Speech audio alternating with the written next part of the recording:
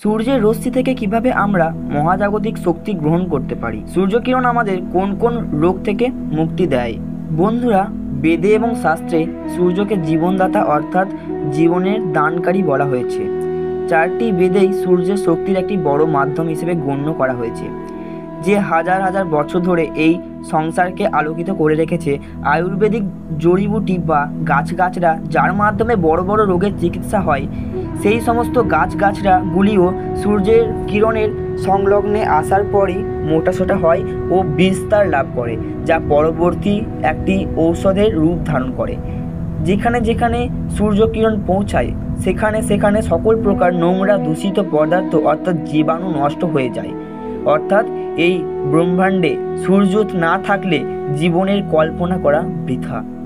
শুধু তাই নয়, সূর্য কিরণের মাধ্যমে অনেক অনেক রোগের চিকিৎসা করা সম্ভব। আয়ুর্বেদে সূর্য এমন একটি প্রাকৃতিক শক্তি যার মাধ্যমে অনেক অনেক বড় বড় রোগের চিকিৎসা করা সম্ভব।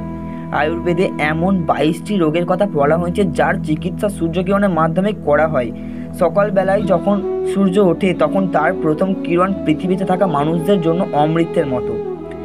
ঋগ্বেদে লেখা হয়েছে যে সূর্যের প্রথম কিরণের মাধ্যমে হার্টের রোগ, অ্যানিমিয়া রোগকে ঠিক করা যায়। এছাড়া হাঁটুর ব্যথা, শরীরে হওয়া ব্যথা, জ্বর, সর্দি, কাশি ও বাতের ব্যথা থেকে মুক্তি দেয় সূর্যকিরণ। সূর্যকিরণের মধ্যে ভিটামিন ডি থাকে, যা শরীরের হাড়কে শক্ত করে তোলে। শুধু তাই নয়, সূর্যকিরণের মধ্যে আছে ভিটামিন এ, ব্যাপকভাবে পাওয়া যায়। অথর্ববেদে লেখা রয়েছে সূর্যকিরণের ফলে মানুষের আয়ু বৃদ্ধি পায়। আবার পুরাণের বর্ণনা থেকে জানা যায় সূর্যদেবের রথের সঙ্গে 7টি ঘোড়া থাকে।